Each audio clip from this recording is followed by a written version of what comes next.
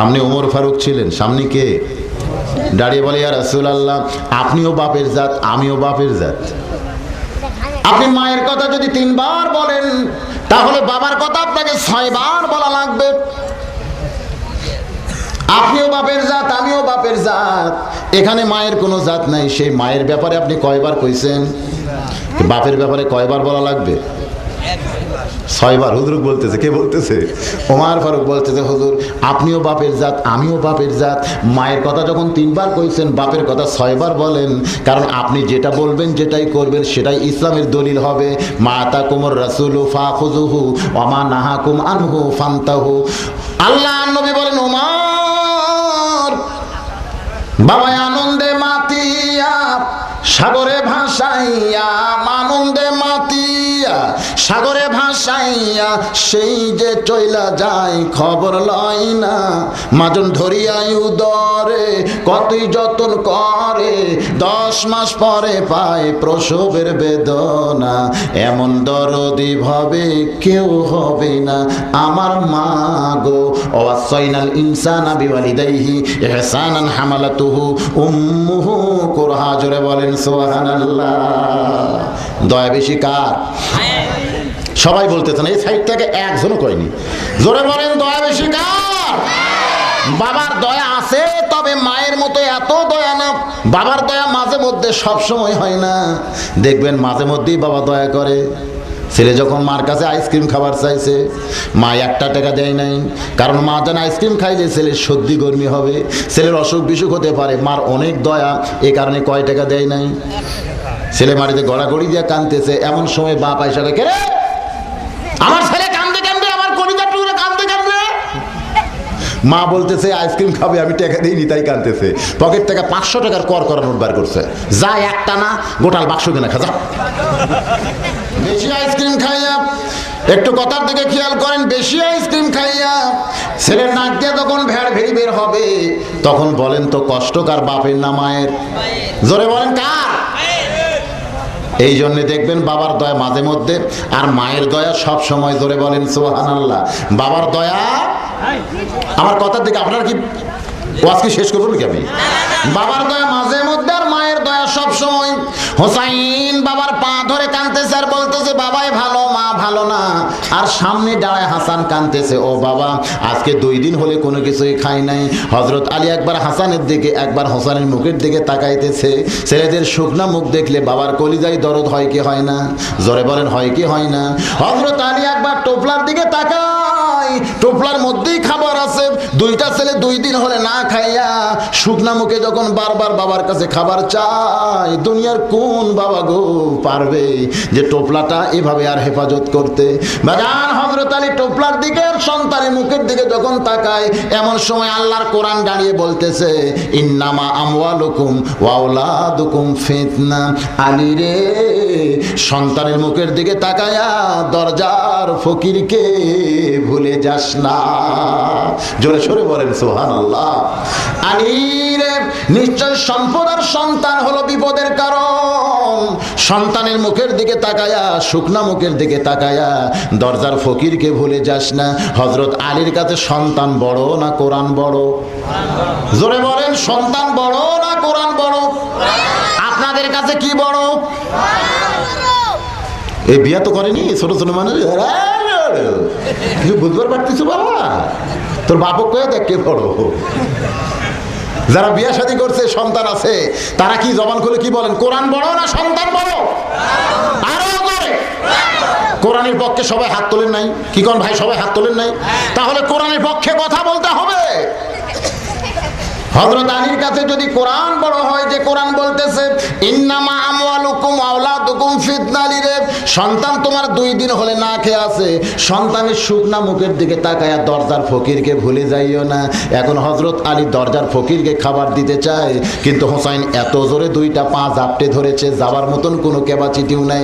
সামনে হাসান দাঁড়ায় কাঁদতেছে। এখন হযরত আলী কি করে, আল্লাহর কোরআনকে সম্মান দিয়া জোর করে যখন দরজার ফকিরের দিকে যাবার চায়, কাকে কাঁকড়া বোঝেন, কাঁকড়া, কাঁকড়ার মতন হোসাইন যখন পা কামড়ে ধরেছে, যাওয়ার বুদ্ধি নাই।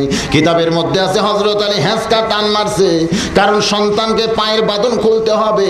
হ্যাঁচকা টান মাইরা মাটিতে যখন আসাল মারার মতন করে রাখছে, সামনে ছিল হাসান, মারছে দৌড়, কারণ চিন্তা করতেছে হোসাইনকে আমার বাবা যে হারে আসাল মারছে, আমার সামনে পেলে যদি চল মারে তাহলে তো আমি বাঁচবই না।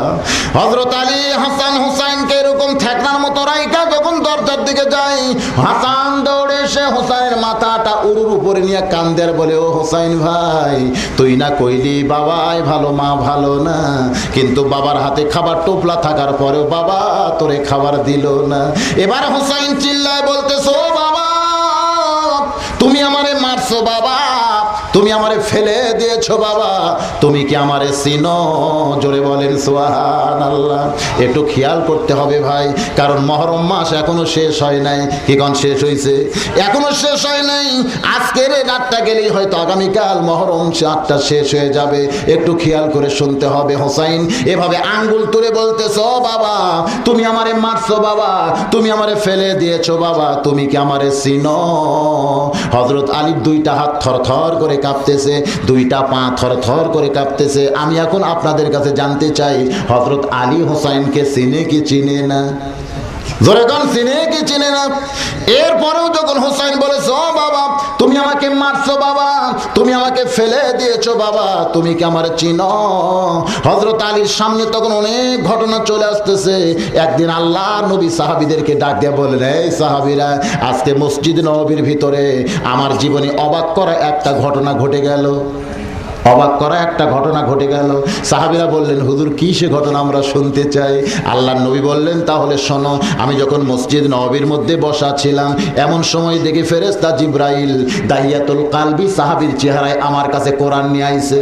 কোরআন নাযিল ইতিহাস পড়ে দেখেন, ফেরেশতা জিবরাইল মাঝে মধ্যেই দাহিয়াতুল কালবি সাহাবীর চেহারায় কিন্তু নবীর কাছে কোরআন নিয়ে আসতো। আল্লাহর নবী বলেন, কোরআন দেওয়া নেওয়া যখন শেষ হয়েছে, আল্লাহর হুকুমে জিবরাইল আসে, আর কার হুকুমে যায়? জোরে বলেন কার? আল্লাহর হুকুমে জিবরাইল আসে, কিন্তু আল্লাহর হুকুমে যায় না।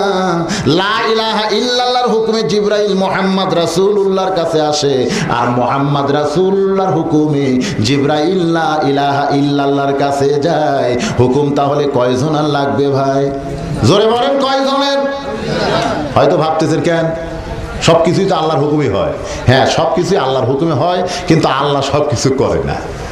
আমি ওখানে বলেছিলাম, একবার মুসা নবী আল্লাহর প্রেমের সাগরে ডুব দিয়ে পাগল হয়ে আল্লাহরে বলছিল, আল্লাহ তুমি যদি মুসা হও আর আমি যদি আল্লাহ হই, তুমি আমার কাছে কি চাইবা কও? আল্লাহ কয়, এ মুসা কি বলতেছিস, তুই কোনোদিন আল্লাহ হতে পারবি না। মুসা বলতেছে, আল্লাহ তুমি কোনোদিন মুসা হতে পারবা না। তার মানে কি বোঝা গেল? আল্লাহ সবকিছু পারলেও হয় না। ধরে কোন ঠিক কি না? আল্লাহর হুকুমে জিবরাইল আসে, আর নবীর হুকুমে জিবরাইল যায়। দাহিয়াতুল কালবি সাহাবীর চেহারায় জিবরাইল, আল্লাহর হুকুমে নবীর কাছে আইসা কোরআন দেওয়া শেষ হয়ে গেছে। এখন নবী আর জিবরাইলকে যাইতে কয় না। দাহিয়াতুল কালবি সাহাবীর চেহারায় নবীর ডান পাশে জিবরাইল বরকতের আশায় বসে গেছে। জোরে কর সুবহানাল্লাহ। কিসের আশায়? কিসের আশা? নবীর ডান পাশে বসা, বুঝতেছেন না? আমরা কিন্তু নবীরে চিনি না, জিবরাইল কিন্তু আল্লাহর নবীকে চিনে। যেদিন জিবরাইল কোলদারা হইয়া লাইলাতুল মেরাজে বোরাকের পিঠে করে নবীকে আল্লাহর কাছে নিয়ে যায়, একটা জায়গায় গিয়া জিবরাইলকে আল্লাহ ব্রেক করে দেয়, জিবরাইল রে আর সামনে আসবি না। জিবরাইল যখন ব্রেক হয়েছে, নবী তখন সামনে যায়। নবী বলতেছো, জিবরাইল ভাই তুমি কি আমাকে দুনিয়া থেকে আল্লাহর বাড়িতে নিয়ে আইছো, এখন তুমি কেন ব্রেক করেছো, আমার সঙ্গে কেন যাবার চাও না? জিবরাইল বলে, নবী গো আমি তো আপনার ওসিলায় আল্লাহকে একবার দেখতে চাই। আজ পর্যন্ত আমি জিবরাইল আল্লাহরে দেখি নাই। আমি মনে করেছিলাম আপনাকে নিয়ে যখন আল্লাহর বাড়িতে যাচ্ছি, আপনার ওসিলাই বুঝি আল্লাহরে দেখা যায়। কিন্তু আমার আল্লাহ তাআলা আমাকে ব্রেক করে বলল, জিবরাইল আমি আমার দোস্তের জন্য বসে আছি, অন্য কাউরে সেখানে নিব না। আল্লাহ নবী দুইজনে প্রেম করেছেন গোপনে, সাধারণ মানুষ কিন্তু বুঝিল ছিল না, জোরে বলেন ঠিক কিনা? সে নামে সুর ধরিয়া পাখি যায় গান করিয়া, সে নামে মজনু হলো, সে নামে মজনু হলো মাওলায় আমার কাদের গনি। নবী মোর পরশমণি, জোরে কর, নবী মোর পরশমণি, নবী মোর সোনার খনি, নবী নাম ভাবে যে জন সেই তো দোজাহানের ধনী। জিবরাইল বলতেছে ইয়া রাসূলুল্লাহ, এখান থেকে আপনাকে একলাই যাওয়া লাগবে। যাওয়ার সময় আল্লাহর বাড়িতে যখন ঢুকবেন তখন ওই জমজমের কূপের পানি দিয়ে উযু করার সময় যে জুতা পাওয়া দিছে ওই জুতা পায়ে যেন ঢোকেন না। আল্লাহ নবী বলতেছে জিবরাইল ভাই অত কিছু বলা লাগবে না, আমিও বুঝি। সুবহানাল্লাহ বলেন। আল্লাহর নবী কি বোঝে না? কিন্তু জিবরাইল মনে করতেছে আমি নবীরে বুঝাই। আল্লাহর নবী নিজেই বলেছেন ইন্নী বুইস্তু মুআল্লিমান লিউতাম্মিমা মাকারিমাল আখলাক। আল্লাহ আমাকে শিক্ষক করে দুনিয়াতে পাঠাইছেন। দুনিয়ার কারো কাছ থেকে আমার শিক্ষা নেওয়ার দরকার নাই, বরং আমার শিক্ষালয়ে যারা ভর্তি হয়েছিল তারা সবাই গোল্ডেন A+ পাইছে। জোরে কোন সুবহানাল্লাহ। নবী আমার পায়ের জুতা যখন খুলতে চাই আল্লাহ ডাক দেয় বলে হাবিবুল্লাহ পায়ের জুতা খুলবেন না, আমার আরশে আজিম দামি হতে পারে তবে আপনার জুতার চাইতে দামি না। জোরে সরে বলেন না সুবহানাল্লাহ। জিবরাইল সেই দিন আমার নবীকে চিনেছে। আরে নবীর কত দাম, যেখানে আমি জিবরাইল যাবার পারি না সেখানে নবী আমার কি পাওয়া দেওয়া যায়? জুতা পায়ে যায়। এই জন্য দাহিয়াতুল কালবি সাহাবীর চেহারায় নবীর ডান পাশে যখন জিবরাইল বসে যায় এমন সময় ছোট্ট হোসাইন মসজিদ নববীর মধ্যে ঢুকেই বলতেছে ও নানু ভাই আমি কিন্তু আজকে তোমার কাছে যাব না। নবী আমার চমকে উঠে বলতেছে কেন ভাই? বলে মার কাছে খাবার চাইছিলাম, মা বলে খাওয়া নাই। আমি বললাম তাহলে নানার কাছে যাই। আমার মা কেঁদে কেঁদে বলেছে বাবা তোমার নানার কাছে যাইও না, তোমার নানা ক্ষুধার জ্বালায় পেটে পাথর বেঁধে বসে আছে, এখন খাবার চাইলে তোমার নানা বড় কষ্ট পায়। ও নানু ভাই তোমার কাছে যাব না, কিন্তু তোমার পাশে তোমার যে সাহাবী বসে আছে এই বেটারে আমি ছাড়বো না। ওইটা সাহাবী না জিবরাইল? হোসাইন দাহিয়াতুল কালবি বিশ্বাস করে এক দৌড়ে এসে কোলের মধ্যে বসে দাড়ির মধ্যে দুইখানা হাত ঢুকায় বলতেছে ও নানার সাহাবী আমি মাঝে মধ্যেই তোমারে দেখি তুমি যেন গুদুর গুদুর করে কি আমার নানারে কও, তারপরে নানা ইশারা করলি তুমি ফসকান দাও, কিন্তু আজকে যখন তুমি বসে আছো নানার কাছে আমারে খাবার না দিলে কিন্তু তোমারে আমি ছাড়বো না। নবী আমার চমকে উঠছে, কারণ হোসাইন যার কাছে খাবার চায় সে কেডা? জোরে বলেন কে? কিন্তু হোসাইন দাহিয়াতুল কালবি বিশ্বাস করে বারবার যখন খাবার চায়। আপনারা বলেন ফেরেশতা কি খায়? কোনো খাওয়ার কিছু কি ফেরেশতাদের কাছে আছে? কিন্তু হোসাইন যখন বারবার খাবার চায় এবার জিবরাইল খালি ওসমস ওসমস করতে যে কি বিপদে পড়লাম, ফজিলতের আশায় বসেছি কিন্তু কি বিপদে পড়লাম। আল মাসিবাতু মির রাহমাতিল্লাহ। আল্লাহর নবী বলেন বিপদ আপদ মুসিবত সবই কিন্তু আল্লাহর রহমত। জোরে বলেন সবই কি? জিবরাইল খানে ওসমস করতেছে কি বিপদে পড়লাম রে। আল্লাহ নবী এলকা করলেন, আমার দিকে খেয়াল করেন, এলকা মানে ইশারা। জোরে কোন এলকা মানে কি? নবী ইশারা করে বললেন জিবরাইল যে তোমার কোলের মধ্যে বসেছে তারে তুমি চিনো? জিবরাইল বলতেছে ইয়া রাসূলুল্লাহ তা আপনার এটা মানে কি পুচকাটা এই ছোট হোসাইন না? এই খালি হোসাইন চিনলে হবে না, এর যে কত দাম তা কি তুমি জানো?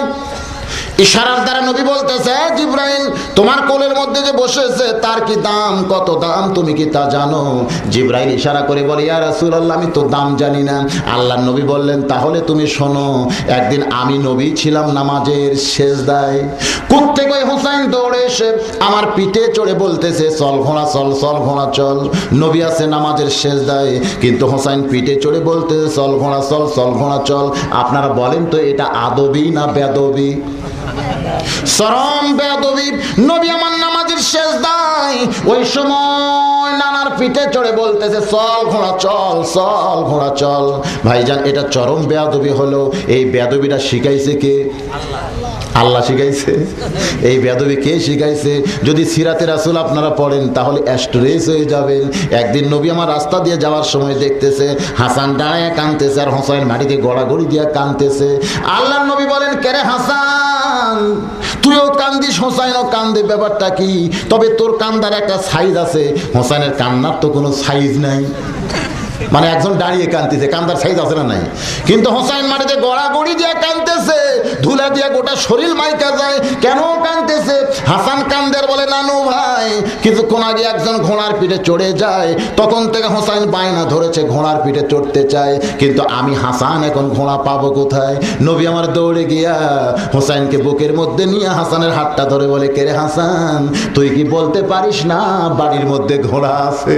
হাসান কান্দের বলে, নানু ভাই বাড়ির মধ্যে তো একটা ঘোড়াও নাই, আমি মিথ্যা কথা তার কেমনে কই? আল্লাহর নবী বলেন, বাড়ির মধ্যেই তো ঘোড়া আছে, তুই কি জানিস না? হাসান বলে, নানু ভাই বাড়ির মধ্যে তো কোনো ঘোড়া নাই। নবী বলতেছেন, তাহলে চ বাড়িতে যাই। এবার বাড়িতে যাইয়া নবী আমার নিজেই দরজা বন্ধ করে দেয়। হাসান বলে, নানু ভাই আপনি কেন দরজা বন্ধ করতেছেন জানতে চাই। নবী বলতেছেন, পাগলা ঘোড়া দরজা খোলা পাইলে যদি বাহির হইয়া দৌড় দেয়। হাসান চমকে উঠেছে, যে বাড়িতে কোনো ঘোড়াই নাই সেই বাড়িতে পাগলা ঘোড়া দরজা খোলা পাইলে কেমনে দৌড় দেয়? হাসান যখন কান্দে, নবী বলে, রে হাসান কান্দিস না, এই দরজা যদি খোলা থাকে তাহলে রাস্তা দিয়ে যাওয়ার সময় কোনো সাহাবী যদি দেখতে পায় তাহলে কলিজা ফেটে মারা যাবে রে হাসান, এই জন্যই দরজা বন্ধ করে নবী আমার হামাগুড়ি দিয়া ঘোড়া হয়েছে। জোরে কোন সুবহানাল্লাহ। নবী আমার হামাগুড়ি দিয়া ঘোড়া হয়েছে। ও হোসেন ভাই ঘোড়ার পিঠে চড়তে চাস? আয় আয়, আমি ঘোড়া হয়েছে, আয় তুই আমার পিঠে চড়। নবী আমার ঘোড়ার মতন টকবক টকবক শব্দ করে। হোসাইন ছোট্ট মানুষ দৌড়ে এসে নানার পিঠে লাফ দিয়ে চড়ে। নবী আমার তাকায় দেখে হাসান দাঁড়িয়ে পাগলের মতন কাঁদতেছে। নবী বলতেছে, হাসান রে এই ঘোড়া যদি তোর পছন্দ হয় তাহলে ঘোড়ার পিঠে চড়, আর ঘোড়া যদি তোর পছন্দ না হয় তাহলে দাঁড়িয়ে কান। এমন কথা আল্লাহর নবী বলেছেন। না চললেও নানাকে পছন্দ করা হয় না। এখন হাসান কি করবে? বিপদে পড়ে মন চায় না, তারপরেও নানার পিঠে যখন চড়ছে। এবার হোসেন বলতেছে, ও হাসান ভাই এত সুন্দর ঘোড়া পাইছি কিন্তু ঘোড়ার মুখে লাগাম নাই। নবী আমার মুস্কি মুস্কি হাসি আর বলে, হাসান রে কে বলে হোসেনের বুদ্ধি নাই? কারণ লাগাম ছাড়া ঘোড়ার পিঠে কেউ যদি চড়ে কোনোদিন গন্তব্যে যাইতে পারবে না। নিদানে আখেরাতে তরাইতে ফুলসিরাতে কান্ডারি হইয়া নবী পার করিবেন সেই তরণী। জোরে বলেন, নবী মোর পরশমণি, নবী মোর সোনার খনি, নবী নাম ভাবে যেজন সেই তো দোজাহানের ধনী। জোরে বলেন না মারহাবা।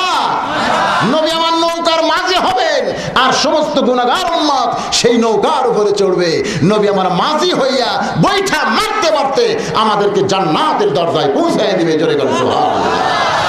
এমন একটা নবী আমরা পাইছি ভাই, সুবহানাল্লাহ। মাথার চিকন পাগড়ি খুলে নবী আমার মুখের মধ্যে ঢুকায়া দেয়। হোসাইন হাসকা টান মারলে ওই পাগড়িটা নবীর গালসির মধ্যে ঢুকে যায়। একটু দূরে ছিল মা ফাতেমা, যারে সৃষ্টি না করলে আল্লাহ কুল কায়নাত সৃষ্টি করতো না। সেই মহামানবের পিঠে চড়ে তার দুইটা সন্তান বেয়াদবি করতেছে। মা ফাতেমার কলিজা সহ্য পায় না, এক দৌড়ে আইসা এত জোরে হাসানকে ধাক্কা মারছে, এত জোরে হোসাইনের গালে চড় মারছে। দুইটা ছেলে কানতে কানতে যখন দুই দিকে যায়, নবী আমার এতিমের মতন দাঁড়ায় বলতেছে, এই দুনিয়াতে আমার কেউ নাই রে, এই দুনিয়াতে আমার কেউ নাই। আমি একটু আনন্দ করি, এটা কারো কলিজা সহ্য পায় না। জন্মের আগে আমার বাবা মরছে রে, 6 বছর বয়স আমার মা মারা গেছে। এই দুনিয়াতে আমার আনন্দ কেউ চায় না রে। এমন করে নবী যখন কান্দে, ফাতেমা বলে, বাবা আপনি বহুদিন বলেছেন আমার মা আমিনা মরলে কি হবে। আমার মা ফাতেমা যখন জীবিত আছে আমার আর কোনো চিন্তা নাই। আমি সেই ফাতেমা আপনার সামনে এমন করে কেন কান্দেন? নবী বলে, তুই যদি আমার মা হইতিস তাহলে আমার পাঁজর তুই ভাঙ্গে দিতিস না। তুই যদি আমার মা হইতিস মা, তাহলে আমার গালে তুই সর মারতি না। ফাতেমা কান্দের বলে, বাবা কখন আপনার পাঁজর ভাঙ্গে দিলাম, কখন আপনার গালে চড় মেরেছি? আল্লাহর নবী বলে, ফাতেমা রে তুই যখন হাসানকে ধাক্কা মারছিস মা, ওই আল্লাহর শপথ করে বলতেছি ওই ধাক্কা আমার পাঁজরে লাগছে। তুই যখন হোসেনকে চড় মারছিস মা, তাকায় দেখ আমার গাল তুই লাল করেছিস, মা ফাতেমা তাকায় দেখে সত্যই তাই, নবীর গালটা লাল দেখতে পায়। ফাতেমা পায়ের মধ্যে পড়ে কান্দে আর বলে, বাবা হাসান হোসেনকে মারলে আপনি যদি কষ্ট পান, ওই আল্লাহর শপথ করে বলতেছি আর কোনোদিন হাসান হোসেনকে মারবো না। নবী বলে, ফাতেমা রে, আমার ভিতরের কলিজা তুই কি দেখছিস মা? ফাতেমা কান্দে আর বলে, বাবা ভিতরের কলিজা কি কোনোদিন দেখা যায়? আল্লাহর নবী বলে, ফাতেমা রে, আমার ভিতরের কলিজা যদি দেখতে চাস তাহলে হাসান আর হোসেনের দিকে দেখিস মা, এরাই দুই ভাই হলো আমার কলিজার টুকরা। জোরে সরে বলেন সুবহানাল্লাহ। নবী তো শিখাইছে, জোরে কর ঠিক কিনা? কিন্তু আজকে তো নামাজের শেষ দায় আছে, আজ তার ঘোড়া হয় নাই। কিন্তু হোসেন মনে করেছে না না আমার ঘোড়া হয়েছে, এই মনে করে দৌড়ে এসে পিঠের উপরে চড়ে বলতে, চল ঘোড়া চল, চল ঘোড়া চল। নবী আমার চমকে উঠছে, কারণ নামাজের মালিককে ইন্না সলাতি ওয়া নুসুকি ওয়া মাহইয়ায়া ওয়া মামাতি লিল্লাহি রাব্বিল আলামিন। নামাজের মালিক হলো আমার আল্লাহ। নামাজের মালিক আল্লাহ যদি বেজার হইয়া যায়, এই মনে করে নবী একটা হাত দিয়ে হোসেনকে যখন পিঠ থেকে নামাতে চায়, এমন সময় আল্লাহ ডাকতে বলে, হাবিবুল্লাহ আমার ভয়ে হোসেনকে পিঠ থেকে নামাবেন না। আপনি যেমন হোসেনকে ভালোবাসেন, আমি আল্লাহ তেমন ভালোবাসি। আপনারে ঘোড়া বানাইছে, আমি আল্লাহর বড় ভালো লাগতেছে। আল্লাহর নবী এলকা করে বলে, জিব্রাইল আমারে ঘোড়া বানাইলে আল্লাহর যদি ভালো লাগে, সেই হোসেন তোমার কোলে বসেছে, তুমি ওসমস কইরো না। জিব্রাইল খামোশ হয়ে গেছে। ওরে বাবা, দাম আছে না নাই? যেরকম দাম আছে না নাই? নবীরে ঘোড়া বানাইলে আল্লাহ যদি খুশি হয়, আর আমি জিব্রাইল তো থুতেই নাই।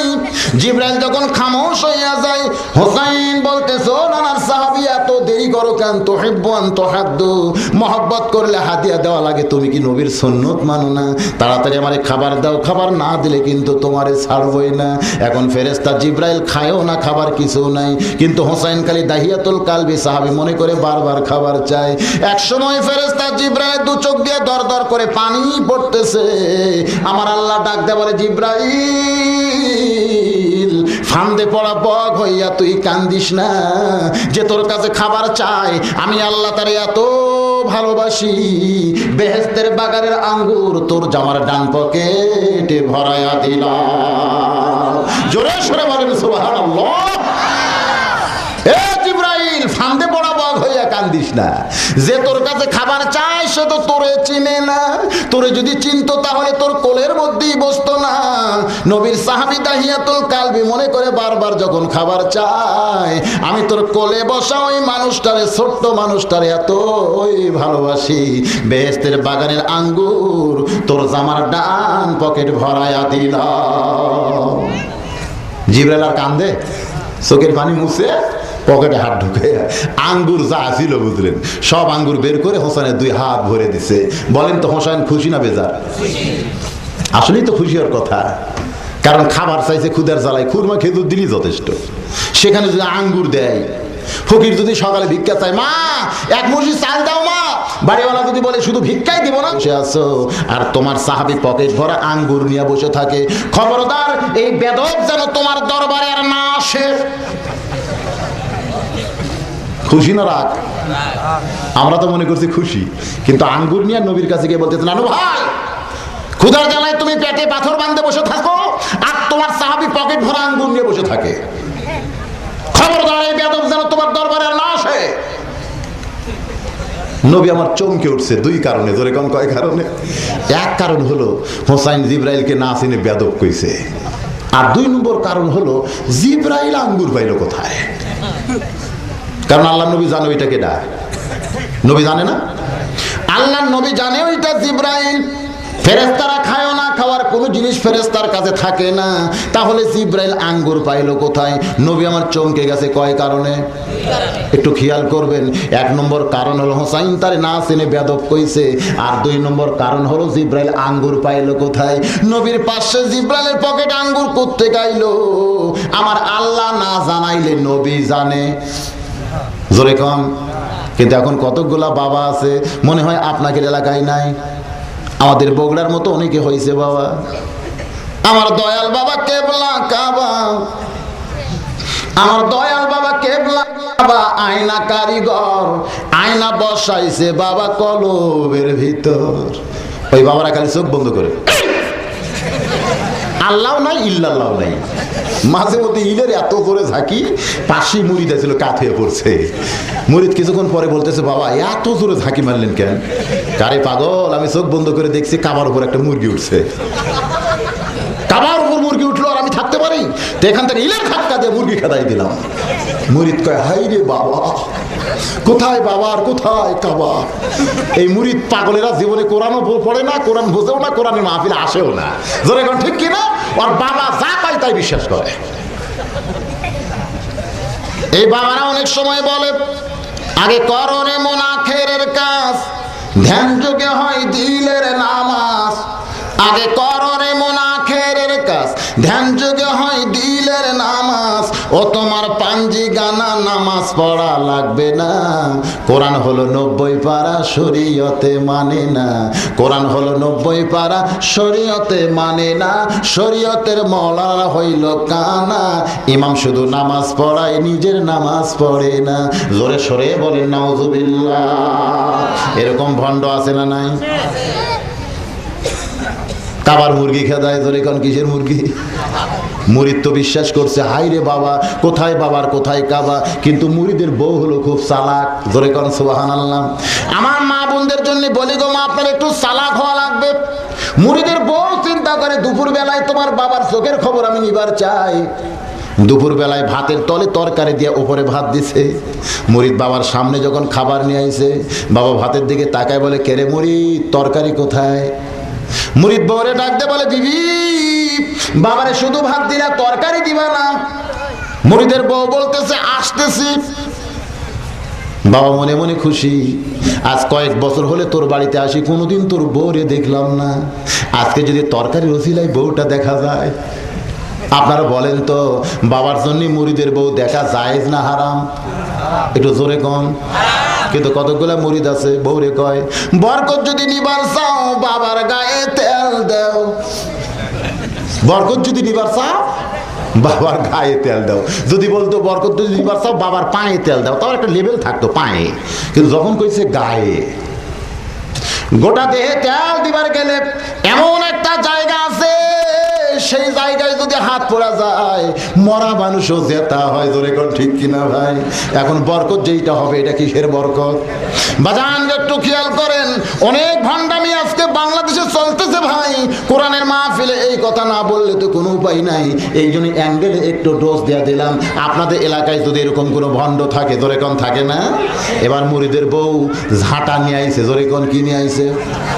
মুরিদ বলে, কেরে বিবি তরকারি বাদ দেয়া ঝাঁটা কেন?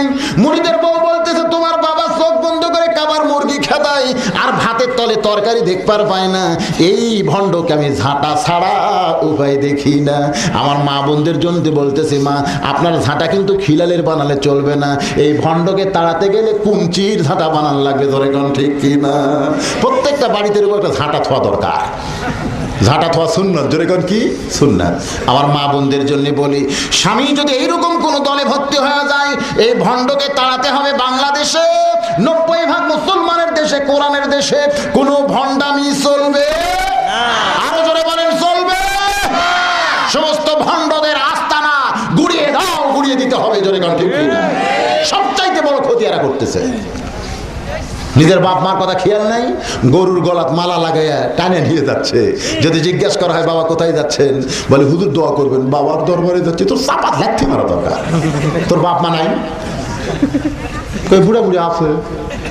বাপ মারে বুড়া বুড়ি বানাইছে, আর বাবার দরবারে গরু নিয়ে যায়। আমার আল্লাহ কোরআনে বলেছেন, ওয়া কাযা রাব্বুকা আল্লা তা'বুদু ইল্লা ইয়াহু ওয়া বিল ওয়ালিদাইনি ইহসানান। রে দুনিয়ার সন্তানেরা শোনো, আল্লাহর ইবাদতের পরেই তোমাদের 2 নম্বর দায়িত্ব আর কর্তব্য হলো বাপ মার প্রতি ইহসান করা, দয়া করা, ভক্তি করা। আল্লাহর নবী বলেন, কোন সন্তান বাপ মার মুখের দিকে একবার যদি রহমতের নজরে তাকায়, আল্লাহ খুশি হইয়া কবুল হজের একটা সওয়াব দিয়া দেয়। এবার হোসাইন আঙ্গুর পাইয়া দয়ার নবীর কাছে কি বলতেছে? মনে নাই? নানু ভাই, ক্ষুধার জ্বালায় পেটে পাথর নিয়ে বসে আছো, আর তোমার সাহাবী পকেট ভরা আঙ্গুর নিয়ে বসে থাকে। খবরদার এই বেদব যেন তোমার সামনে আর না আসে। নবী আমার চমকে গেছে কয় কারণে।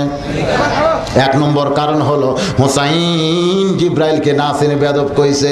আর দুই নম্বর কারণ হলো জিব্রাইল আঙ্গুর পাইলো কোথায়। আল্লাহর নবী চমকে উঠেছে। জিব্রাইল এলকা করে বলে, ইয়া রাসূলুল্লাহ, আপনি চমকাবেন না, আমার পকেট থেকে যে আঙ্গুরগুলো আপনার নাতির হাতে দেওয়া হলো, এই আঙ্গুর তো আমি দেই নাই, আমার আল্লাহ তাআলা আমার কোলে হোসেন বসে যখন বারবার খাবার চায়, আল্লাহ হোসেনকে এত ভালোবাসে, বেহেশতের আঙ্গুর তার কুদরতে হাত দিয়ে উঠায়া আমার জামার পকেট ভরায়া দিছে। নবী আমার চমকে উঠলো, কারণ হোসেনের হাতে যে আঙ্গুর দেখা যায়, এইটা দুনিয়ার কোনো বাগানের আঙ্গুর। এই আঙ্গুর কে দিছে? তাহলে আঙ্গুরের মধ্যে কার হাতের পরশ আছে? আমার আল্লাহর হাত আছে না নাই? তাবারাকাল্লাযী বিয়াদিহিল মুলক, গোটা পৃথিবীর রাজত্ব, কর্তৃত্ব, প্রভুত্ব, মালিকানা কার হাতে? জোরে বলেন না কার হাতে? তাহলে আল্লাহর কুদরতি হাত আছে না নাই? সে হাত দিয়ে যখন আঙ্গুর আল্লাহ জিব্রাইলের পকেটে দেয়, আর সেই জিব্রাইল যদি হোসেনের হাতের মধ্যে দেখা যায়, নবী আমার আঙ্গুরের দিকে তাকায় মনে মনে খুশি হয়েছে, যদি হোসেন আমার একটু আঙ্গুর দিত, তাহলে এই দুনিয়ায় বসে আমি বেহেশতের বাগানের আঙ্গুর খাইতাম। নবী যখন হোসেন আঙ্গুরের দিকে তাকায় আছে, হোসেন বলতেছে, নানু ভাই, তুমি মনে করছো আমি একলাই আঙ্গুর খাবো? তা মনে করো না, কারণ আমার জীবনের চাইতে আমি তোমাকে ভালোবাসি। জোরে কর সুবহানাল্লাহ। জীবনের চাইতে ভালোবাসে বলে কারবালার প্রান্তরে নানার দিনকে বিজয় করার জন্য বাতিলের সঙ্গে আপোষ করে নাই, বরং গোটা পরিবার নিয়ে শাহাদতের পেয়ালা পান করে যায়। বাজান গো, খেয়াল করেন, নবী আমার হাতটা বাড়ায় দিছে। হোসাইন নানার হাতে কয়েকটা আঙ্গুর দিয়া বলতেছো, নানু ভাই, তুমি আর আমি যদি আঙ্গুর খাই, আর তোমার সাহাবী যদি চাইয়া চাইয়া দেখে, তাহলে এটা খাওয়ার আদব হবে না। এই মনে করে কয়েকটা আঙ্গুর দাহিয়াতুল কালবি মনে করে জিব্রাইল হাতের মধ্যে দিয়া বলতেছে, নানার সাহাবী রে, তুমি আমার মুরব্বী, নানাও আমার মুরব্বী, তোমরা দুইজন না খাইলে আমি কিন্তু খাবো না। বিপদ বাড়ছে না কমছে? কারণ ফেরেশতা জিব্রাইল আঙ্গুর খায় নাই, খাওয়ার তরিকাও জানা নাই, কিন্তু হুসাইন দাহিয়াতুল কালবি মনে করে দাওয়াত দিছে, ও নানার সাহাবী, তুমি আমার মুরব্বী, নানাও আমার মুরব্বী, তোমরা দুইজন না খাইলে আমি কিন্তু খাবো না। নবী আমার আঙ্গুর খাইতে চাই, কিন্তু জিব্রাইল হাতের মধ্যে আঙ্গুর, তাকায় দেখে জিব্রাইলের খাওয়ার কোনো পজিশনই নাই। নবী যখন আঙ্গুর মুখে দিবার চাই, হোসাইন চিল্লা বলে, ও নানু ভাই, নানু ভাই, তুমি জামাত বোঝো না, তুমি একলা আঙ্গুর খাওয়া কেন? তোমার সাহাবীকেও খাবার কও। নবী এখন চমকে ওঠে, আমি তো জানি এটা জিব্রাইল, আর জিব্রাইলকে খাইতে কই কেমনে, বুঝতেছেন না? হোসাইন ধরেছে বাইনা, তোমরা দুইজন না খাইলে আমি কিন্তু খাবো। হোসেনের জীবনী পড়ে দেখেন, তিনি একটু জেদি ছিলেন। জোরে কোন কি ছিলেন? একটু জেদি ছিলেন। হোসেনের জীবনে পড়লে আপনারা দেখবেন তিনি একটু জেদি ছিলেন। আর এই জেদটা কিন্তু হকের উপরে, বেহকের উপরে না। হকের উপরে জেদ করা জায়েজ আছে না নাই? হোসেন একটু জেদি ছিলেন। খুব খেয়াল করে শোনেন, নবী আমার ওয়াজ করতেছে, সাহাবীরা নবীর সামনে বসে ওয়াজ শুনতেছেন। এমন সময় হোসেন পিছন দিক থেকে চিল্লা বলে, নানু ভাই, নানু ভাই, সারাদিন খালি তোমার সাহাবী করে ওয়াজ শোনাবা, আমার কথা তোমার মনে থাকে না? সাহাবীরা চমকে উঠছে, বেটা আবার কয় কি রে? নবী ওয়াজ করে, নবী করেন, আল্লাহ করায়। জোরে কোন কে করায়? আর নবীর জীবনের প্রত্যেকটি কথা হলো হাদিসে কওলি। জোরে কোন সুবহানাল্লাহ। প্রত্যেকটা সাহাবী কলিজার খাতায় কথাগুলো নোট করতেছে। আর এমন সময় হোসেন পিছন দিয়ে, নানু ভাই, খালি তোমার সাহাবী করে ওয়াজ শোনাও, আর আমার কথা তোমার মনে থাকে না? ওয়াজ বাদ দাও, তোমার সাহাবীগুলো ছুটি দাও, আমি আর তুমি এখন একসঙ্গে থাকবার চাই। হোসেন যখন এমন করে বলতেছে, সামনে বসে আসলো হযরত আবু বকর। জোরে বলেন নাম কি? পাশেই ছিল হোজাইফা। হোজাইফাকে ইশারা করছে, আবু বকর যারে, হোজাইফা যা। কারণ নবী যখন ওয়াজ করে, নবীর সামনে সাউন্ড করে কথা বলা যাবে? জোরে কোন যাবে? হযরত আবু বকর ইশারা করে বলছে, যারে হোজাইফা যা। ইশারা, ইশারা বুঝেন তো? ইশারা, এরকম ইশারা করে বলছে, যা, আটকা। হোজাইফা দৌড়ে গিয়া হোসেনকে বুকের মধ্যে নিয়ে গালে একটা চুমা খাইছে। ও ছোট্ট মানুষ, তুমি বোঝো না, কারণ তোমার নানা এমন ওয়াজ করতেছে যে ওয়াজ শুনে সাহাবীরা পাগল হয়ে ওয়াজগুলো শুনতেছে, এখন তুমি ডিস্টার্ব করো না। যখন হোজাইফা হোসেন কেমন করে বলতেছে, হোসেন চিল্লায় বলে, রে নানার সাহাবীরা, তোমরা আমার নানাকে চিনো বলে নানার ওয়াজ তোমাদের ভালো লাগতেছে, কিন্তু আমাকে চিনো না বলে নানার কাছে আমাকে যাওয়ার দিচ্ছ না।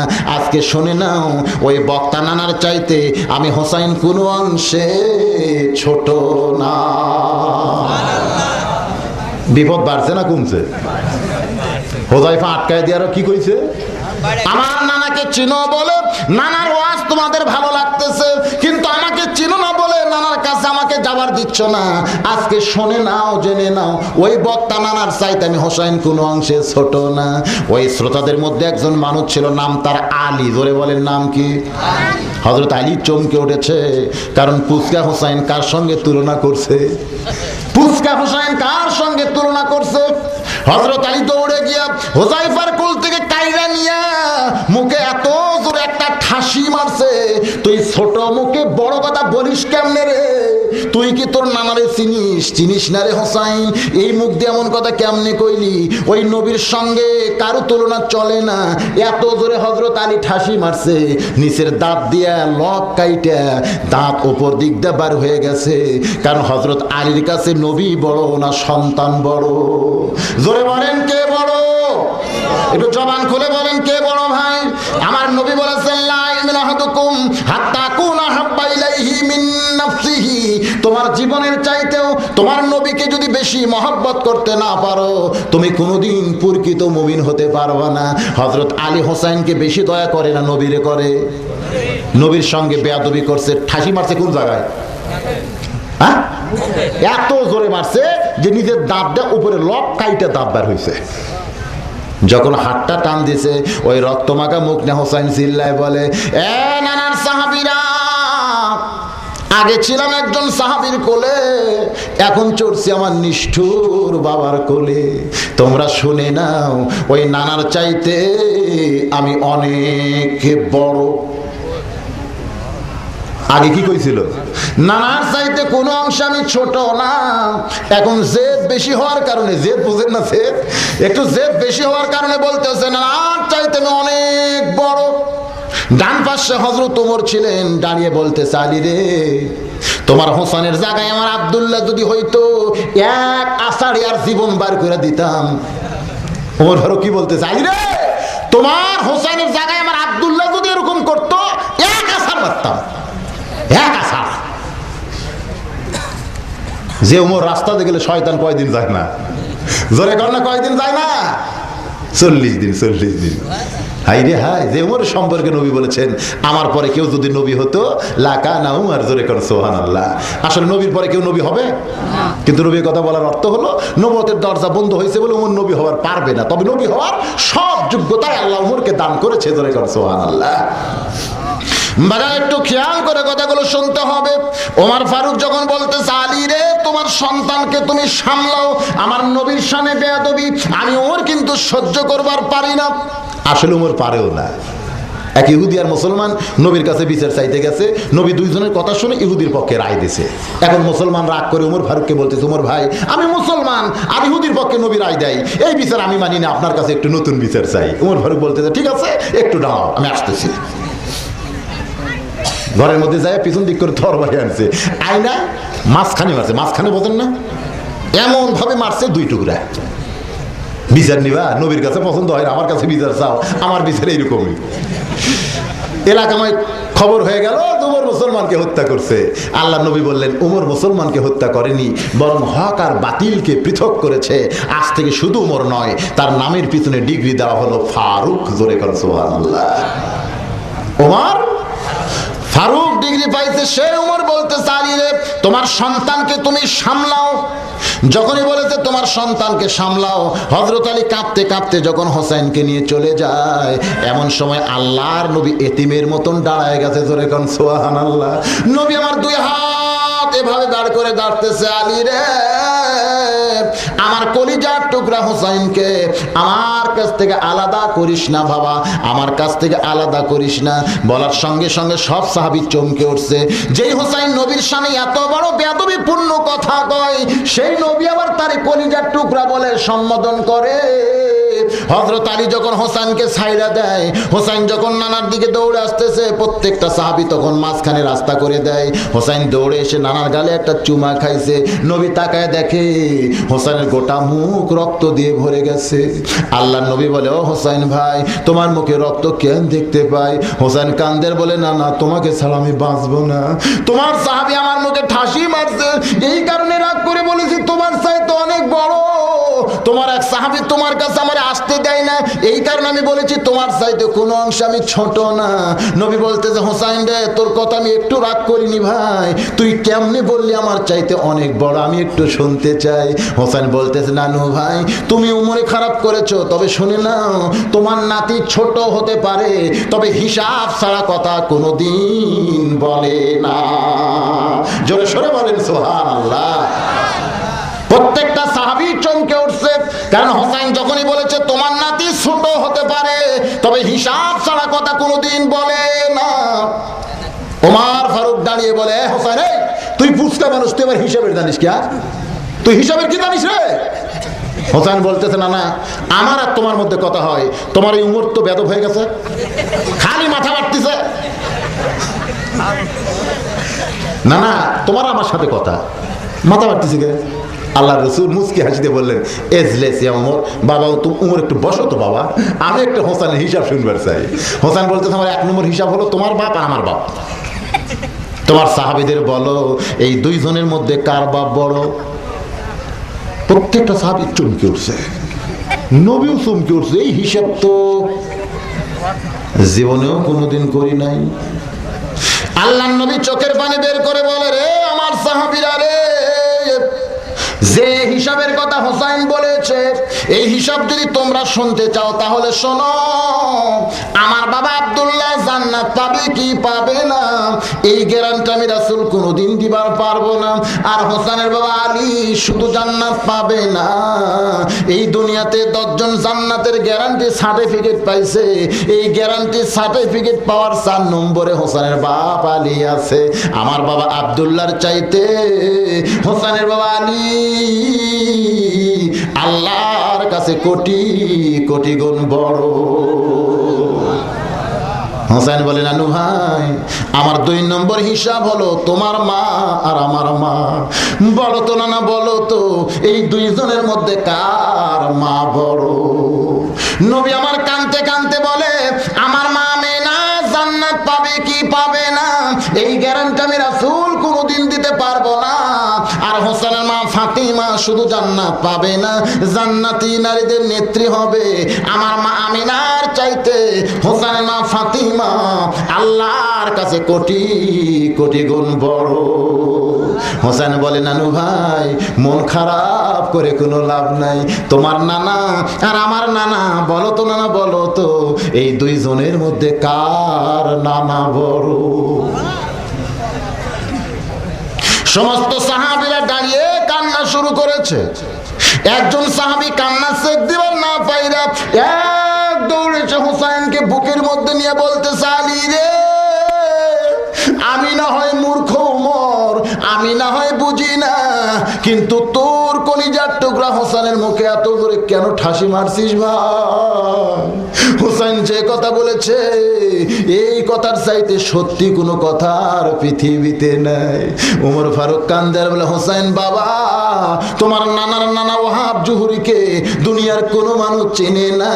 আর হোসেনের নানাকে শুধু দুনিয়ার মানুষ না, স্বয়ং আল্লাহ কোরআনে করেছেন ঘোষণা, ওয়া ইন্নাকা লাআলা খুলুকিন আযীম।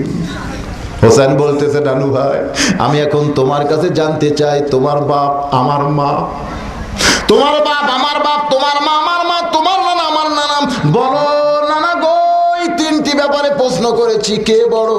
নবী কান্দের বলে, রে হুসাইন, বাপের দিক দিয়ে তুই বড়, মায়ের দিক দিয়ে তুই বড়, নানার দিক দিয়ে তুই বড়। হোসেন বলে, তাহলে কোন দিক দিয়ে আপনি আমার চাইতে বড়? নবী আস্তে করে বসে পড়ে হোসেনকে বুকের মধ্যে নিয়া হাত দিয়া মাথার উপরে উঠায় বলতেছে, সাহাবীরা রে, আমি নবী সাক্ষী দিয়া বলতেছি, সব দিক দিয়ে হোসেন আমার চাইতে বড়। হুসাইন একটু জেদি ছিলেন, এই জেদ হওয়ার কারণে বারবার বলতেছে, ও নানু ভাই, তুমি আমার মুরব্বী, তোমার সাহাবী আমার মুরব্বী, তোমরা দুইজন না খাইলে আমি কিন্তু খাবো না। নবী আবার আঙ্গুর ফল খাবার চাই। হোসেন বলতেছে, নানু ভাই তুমি কি জামাত বোঝো না? আমরা তিনজন মিলেই খাবো, তুমি খালি খাবার চাও, তোমার সাহাবী কি করতেছে? আরে ক তোর সাহাবী খাবার ক।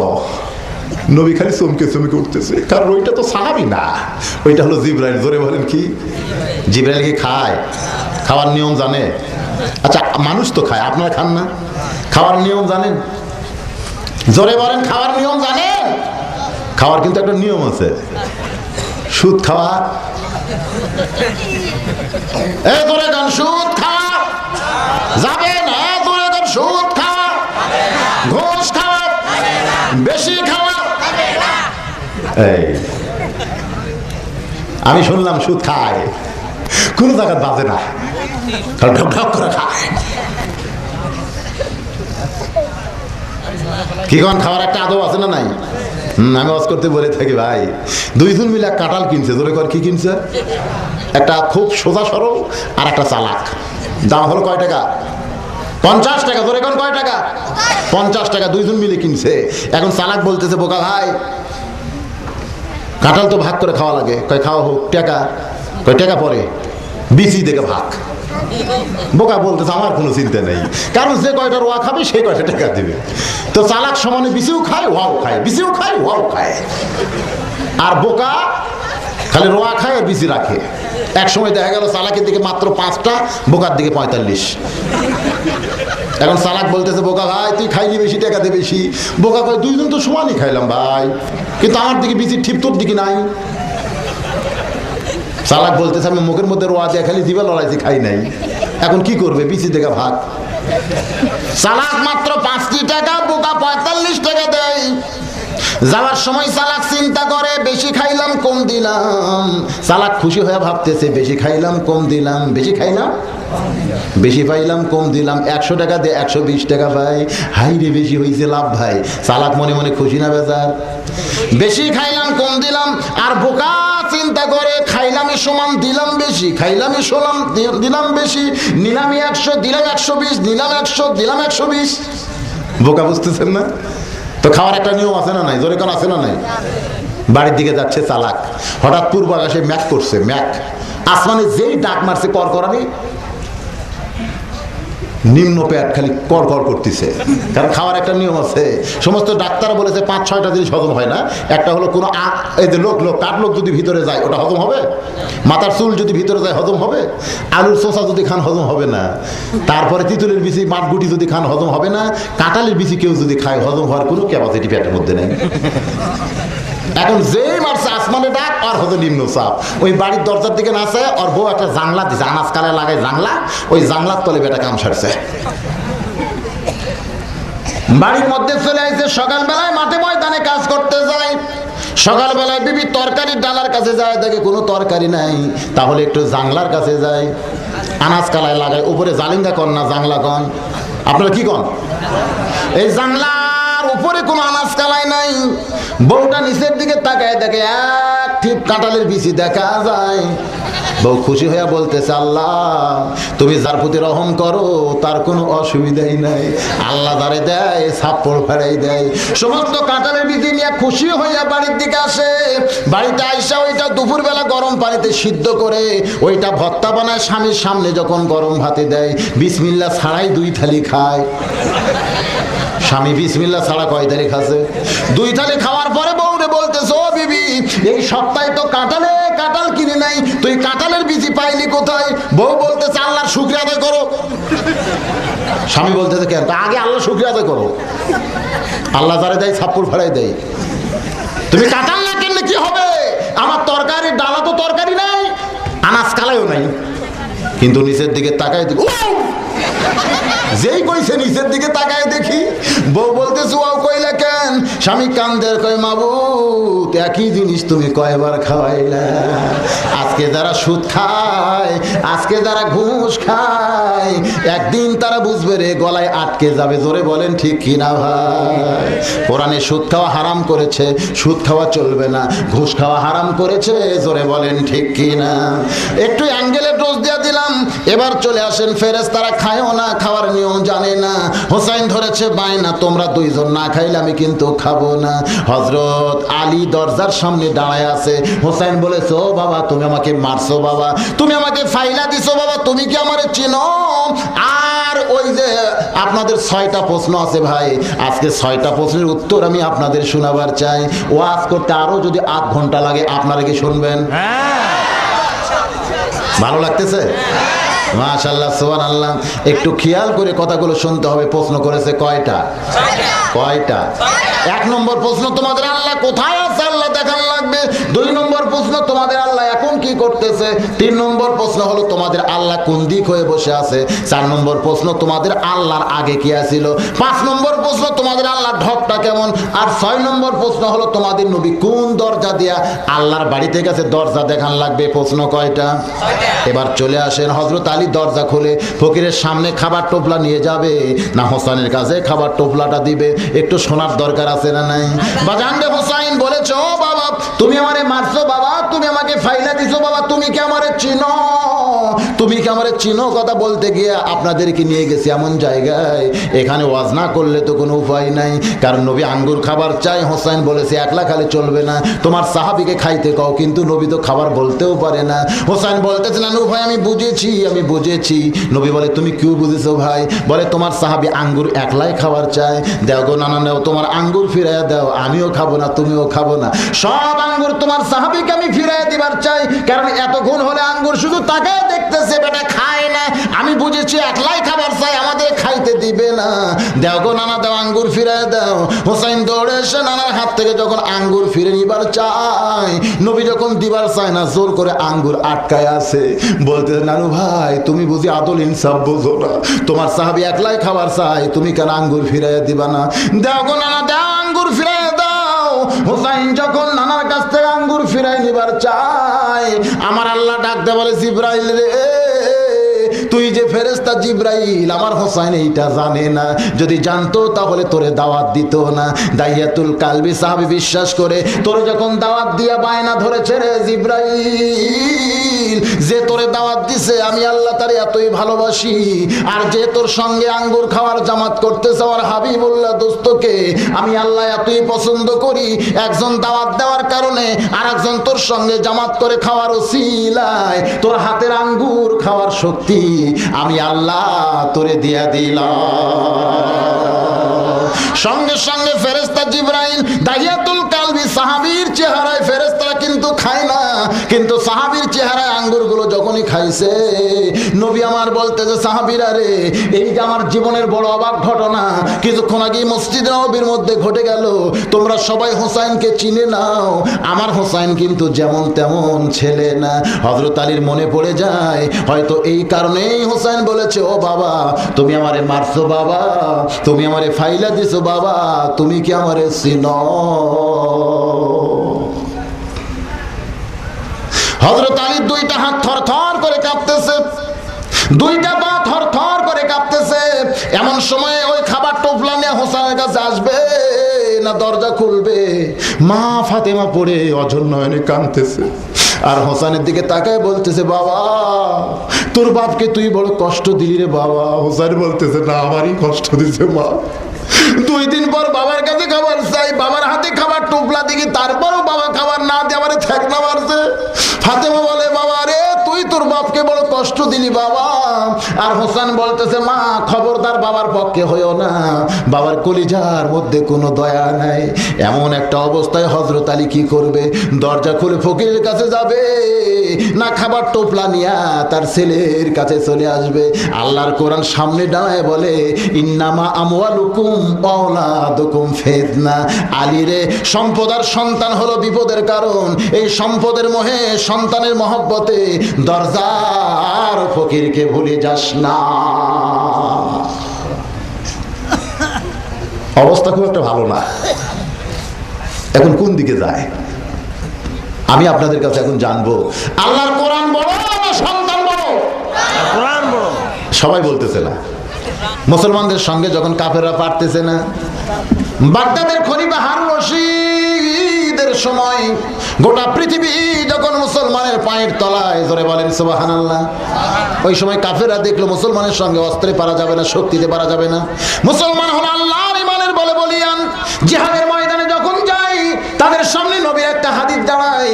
আল্লাহর নবী বলেছেন, মা আহাদান ইয়াদখুলুল জান্নাতা ইউহিব্বু আন ইয়ারজি ইলা দুনিয়া।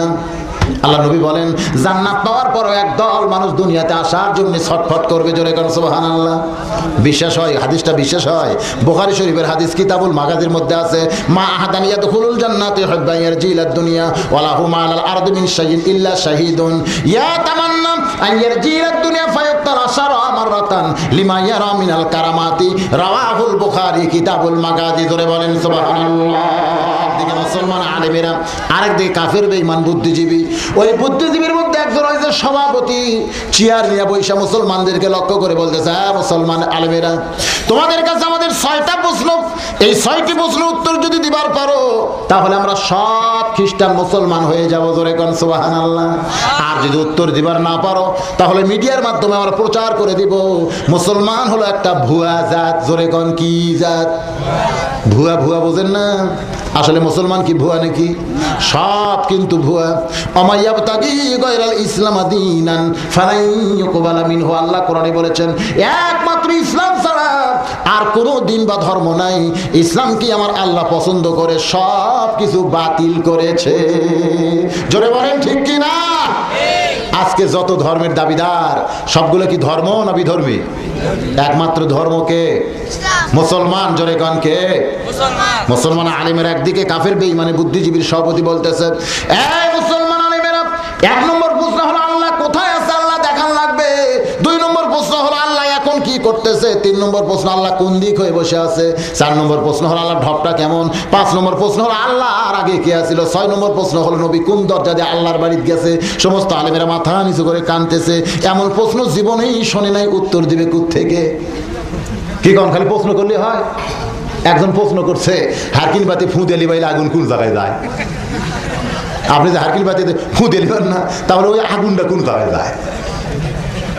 কার সারা চর মারে বলতেছে জোনাকির পাশায়। সেই কইছে আগুন কোন জায়গায় যায়, কার সারা মারছে চর জোনাকির পাশায়। কই তাই বাড়ি, তাছাড়া জোনাকির পাশায় আগুন কেন? যেমন প্রশ্ন উত্তর আছে না নাই? জোরে কেন আছে না নাই? আরেকজন বলতেছে খুঁটে যখন পোতা হয় তলের মাটি কোন জায়গায় যায়? 5 হাত লাত্তি দিয়ে বলতেছে হিমালয় পর্বতে যায়। আসলেই তো তাই, তাছাড়া পাহাড় এত উঁচু হইল কেন? আরেকজন প্রশ্ন করছে, মা বোনেরা যখন চুলা ধরায় তখন ধোঁয়া কোন জায়গায়? কানসারায় চর দিয়ে বলতেছে আসমানে মেঘ হয়ে ঘুরতেছে, তোর কি চোখে ছড়ে না? যেমন প্রশ্ন তেমন উত্তর আছে। জোরে বলেন ঠিক কিনা? কিন্তু কাফের বেঈমানের 6টি প্রশ্নের সামনে মুসলমান আলেমেরা মাথা নিচু করে যখন কাঁদতেছে, তো এমন সময় 13 বছর 6 মাস বয়সের একটা কিশোর ছেলে 30 পারা কোরআনের হাফেজ। জোরে কোন সুবহানাল্লাহ। পিছন দিক থেকে চিল্লায় বলে, এই কাফের বেঈমানেরা, তোমরা যে 6টা প্রশ্ন করেছো আল্লাহ চাইতো আমি সবগুলোর উত্তর দিয়া দিব। সমস্ত আলেমের আশ্চর্য হয়ে গেছে। আমরা যখন কাফেরদের 6টি প্রশ্নের সামনে মাথা নিচু করে বসে আছি, তখন ছোট্ট ছেলে কেমনে 6টা প্রশ্নের উত্তর দেবে? কে তার বাবা, কে তার মা? কারণ ছেলে যদি ভালো হয় বাপ মারও সুনাম হয়। জোরে কোন হয় কি হয় না? বাংলাদেশের তামিম ইকবালের নাম শুনছেন? যারা ক্রিকেট খেলা দেখে তারা কিন্তু চেনে। আপনারা ক্রিকেট খেলা দেখেন? তামিম ইকবাল ছোট্ট একটা ছেলে, এখনো 20 বছর বয়স হয় নাই। বিশ্বের মাটিতে যখন সেঞ্চুরি করে বাংলাদেশের বিমানবন্দরে যখন পা দেয়, আর বাপ মা কিন্তু বিমানবন্দরে গেছে। সাংবাদিক গিয়ে বলতেছে আপনাদের অবস্থা কি? কই কলজা ভরে উঠছে। আমাদের ফুচকা সাওয়াল তামিম ইকবাল, যার বাংলার কেউ চিনে না, গ্রামের কেউ ঠিক মতো নামও জানে না, সেই ছেলেটা বিশ্ব লড়াইয়া দিছে। আমাদের কলিজা ফুলে উঠছে। ছেলে যদি নাম করে বাপ মার সুনাম হয় কি হয় না? আবার র‍্যাব যখন ডিপ জলের বাপের কাছে গেছে, ডিপ জল আপনার কেউ হয়? কই আমি চিনি না বাবা। সন্তান যদি খারাপ হয় তখন বাপ কিন্তু সন্তানের পরিচয় দেয় না। এই জন্যই আল্লাহ বলেছেন, ইন্নামা আমওয়ালুকুম ওয়া আওলাদুকুম ফিতনা। নিশ্চয় তোমাদের সম্পদ আর সন্তান হলো বিপদের কারণ। ধরে কোন ঠিক কিনা? বেটা যদি বেটা হয় তাহলে বাপের মন খুশি হয়, আর বেটা যদি পাটা হয় তখন বাবা খালি কাঁদতেছে ভাই। এই জন্যই তো সন্তান বিপদ। আবার ভালো আছে, জোরে কোন ঠিক কি না? এবার কাফের বেঈমানেরা আশ্চর্য হয়ে গেল। সমস্ত আলেমেরা যখন কাঁদতেছে, ছোট্ট একটা ছেলে 6টা প্রশ্নের উত্তর কেমনে দিবে? এই 13 বছর 6 মাস বয়সের ছেলেটা সামনে টানায় বলতেছে, সভাপতি, সবাইকে লক্ষ্য করে বলে নাই, কারে বলছে? সভাপতি।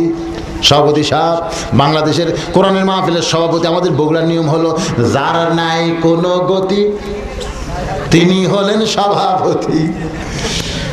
লেখা নাই, পড়া নাই, বগুড়ার কথা বলতেছি। তাফসিরুল কোরআন মাহফিলের সভাপতি টাকা 4,000 দিছে, সভাপতির আসনে বসে দিচ্ছে।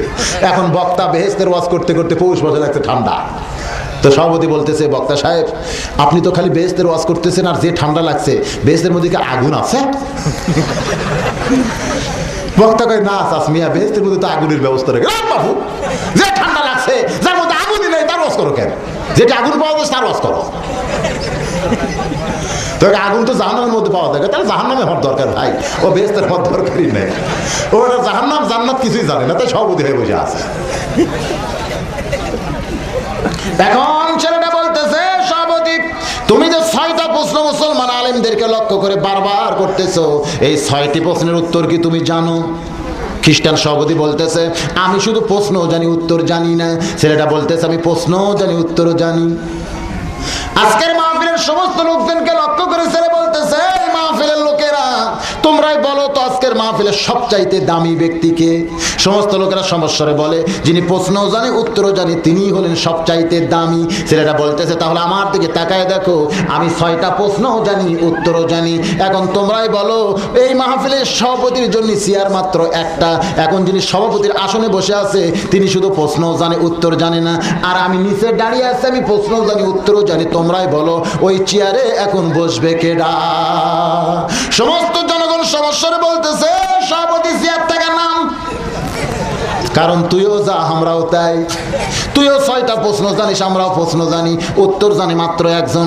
যে প্রশ্ন জানে, উত্তর জানে, সেই সম্মানিত মানুষের চেয়ারে বসবে। সমস্ত জনগণের সামনে সভাপতি কাঁপতে কাঁপতে যখন মাটিতে নাইমা যায়, আর ছোট্ট ছেলে চেয়ারে বসেই বলতেছে, তুইজ্জু মান তাশা ওয়া তুযিল্লু মান তাশা। সম্মান দেওয়ার মালিক যিনি, অপমান করার মালিক তিনি। কাফের বেঈমান খ্রিস্টানেরা, তোমরা প্রশ্ন করেছিলে 5টা, আল্লাহ ব্যাপারে কয়টা? আর নবী ব্যাপারে কয়টা? সর্বসাকুল্যে কয়টা? আল্লাহ ব্যাপারে তোমাদের একটা প্রশ্ন ছিল, মুসলমানের আল্লাহ এখন কি করে? মুসলমানের আল্লাহ তাআলা এই মুহূর্তে চেয়ারের মানুষকে ঘাড় ধরে মাটিতে নামায় দিছে, আর যারে কেউ চিনতো না তাকে রহমতের হাত দিয়া চেয়ারে বসাইছে। এইটাই মুসলমানের আল্লাহ এই মুহূর্তে করেছে। সমস্ত খ্রিস্টানরা চমকে উঠছে, আরে বাবা, উত্তর ঠিক হয়েছে না হয় নাই? হ্যাঁ খ্রিস্টানেরা, তোমরা প্রশ্ন করেছো মুসলমানের আল্লাহ কোথায় আছে, আল্লাহ কি দেখবার চাও? বলার সঙ্গে সঙ্গে খ্রিস্টানরা বলতেছে, হ্যাঁ আল্লাহ দেখবার চাই। ছেলে বলতেছে, তাহলে একজন আমার কাছে আসো, আমি আল্লাহরে দেখাবার চাই। বলার সঙ্গে সঙ্গে দৌড়ে আসতেছে, কারে দেখতে চায়? ধরে কোন কারে? মুসা নবী আল্লাহরে দেখতে চাইছিল। এই কোরআনের মধ্যে আছে, রব্বি আরিনি, আল্লাহ বলেছিলাম তারানি ইয়া মুসা। মুসা নবীর জন্য আল্লাহ যদি দেখা সম্ভব না হয়, তাহলে একটা খ্রিস্টান কারে দেখতে চায়? জোরে বলেন কারে? যে ছেলেটার কাছে এসে কানসারা বরাবর মারছে সব।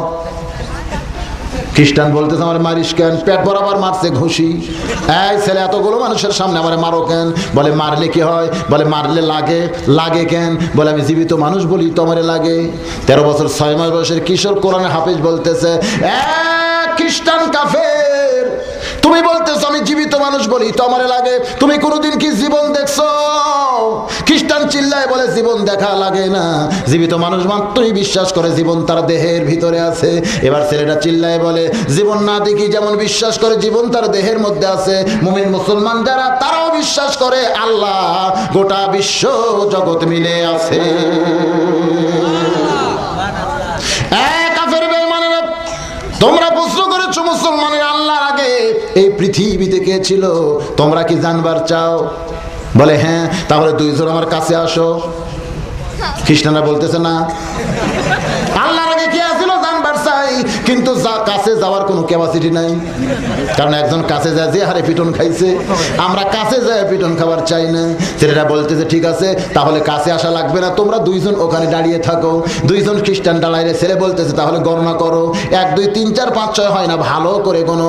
1 2 3 4 5 ছেলে বলতেছে হয় না, আবার ভালো করে গোনো। 1 2 3 4 কয় হয় না, ভালো করে গোনো।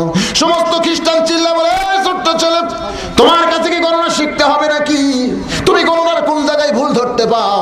এবার ছেলে বলতেছে যতবার গণনা করতে বলি ততবার 1 থেকে গণনা শুরু করো, 1 এর আগে কি আছে এইটা কেন বলো না? সমস্ত খ্রিস্টান চিল্লায় বলে 1 এর আগে কিছুই নাই, কিছু থাকতে পারে না। ছেলেটা বলতেছে যদি তাই হয় তাহলে শুনে নাও, মুসলমানের আল্লাহর আগে এই পৃথিবীতে কিছুই ছিল না। খ্রিস্টান কাফের বেঈমানেরা তোমরা প্রশ্ন করেছো মুসলমানের আল্লাহ কোন দিক হয়ে বসে আছে, মুসলমানের আল্লাহর ঢপটা কেমন, মুসলমানের নবী কোন দরজা দিয়ে আল্লাহর বাড়িতে গেছে? কয়টার উত্তর হয়েছে? এখনো 3টা বাকি আছে।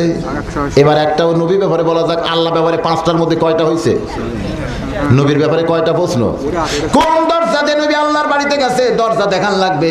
ছেলে বলতেছে দরজা যদি দেখতে চাও তাহলে আমার কাছে একজন আসো। খ্রিস্টানের বলে আবার কাছে কেন? বলে দরজা আমার কাছে না আসলে তো দেখান যাবে না। খ্রিস্টান বলতেছে বাবা আল্লাহ কোথায় আছে, আল্লাহ দেখতে কেমন, আল্লাহ কি করতেছে, এগুলোর উত্তর তুমি বলেছো, তবে আল্লাহ কোথায় আছে দেখতে গিয়ে পিটন খাইছে। এখন দরজা কোন দিয়ে দেখেছে আল্লাহ নবী, এটা দেখতে গিয়ে যদি পিটন হয়। ছেলে বলতেছে সব উত্তরে পিটন নাই, আসলে সব সুন্নতের মধ্যেও কষ্ট নাই। দাঁত ভাঙ্গা সুন্নত, জোরে কোন ঠিক কিনা? উহুদের ময়দানে দান শহীদ করে দাও, এটাও সুন্নাত। আবার খাওয়ার পরে মিষ্টি খাওয়া, এটাও সুন্নাত। কিন্তু সব সুন্নতের মধ্যে কি কষ্ট আছে ভাই? আজকে দাঁত ভাঙ্গার সুন্নত কেউ পালন করতে চায় না, কিন্তু খাওয়ার পরে মিষ্টি পেলে ছেড়ে দেয় না। খাওয়ার পরে অনেকে কয় খাওয়ার পরে মিষ্টি খাওয়া সুন্নত, খাওয়ার পরে মিষ্টি খাওয়া সুন্নত। আরে বাবা, কিন্তু খাওয়ার আগে একটা সুন্নত আছে, তোমার ক্ষুধাকে 3 ভাগ করো। জোরে কোন কয় ভাগ? 1 ভাগ খাদ্য, 1 ভাগ পানি, 1 ভাগ আল্লাহর জন্য। এই তরিকায় কেউ যদি খায় কারো বুকের চাইতে ভুঁড়ি উঁচা হবে না ভাই। কিন্তু খাইতে খাইতে টুটি পর্যন্ত খায়। আগেকার সুন্নতের কথা খেয়াল নাই, পরেকার সুন্নত বলতেছে খাওয়ার পরে মিষ্টি খাওয়া সুন্নত, মানে আরো খাওয়ার। হাই রে, সুন্নতের দোহাই দিয়া মানুষ যা কাম করতেছে ভাই। আমার নবীর সব সুন্নতের মধ্যে কষ্ট নাই। ছেলে বলতেছে আল্লাহ কোথায় আছে এটা দেখতে গেলে পিটন হবে, কিন্তু নবী কোন দরজা দিয়ে আল্লাহর বাড়িতে গেছে এটা দেখতে গেলে কোনো পিটন নেই। একটা খ্রিস্টান সাহস করে চলে আসতেছে, কারণ মুসলমান যে কথা বলে তার অন্যথা করে। যে খ্রিস্টান কাছে আইছে, ছেলেটা পকেটের মধ্যে থেকে একটা মুরগির ডিম বের করেছে। মুরগির তলে আপনারা ডিম দিবেন, 21 দিন পর বাচ্চা হবে। জোরে কোন কয় দিন? 19 দিনের মাথায় এরকম একটা ডিম, বুকের নিচের একটা ডিম বের করে আপনি যদি কানে ধরেন, ভিতরে বাচ্চা আছে, বাহির থেকে চিউ চিউ শব্দ শোনা যায় কি যায় না?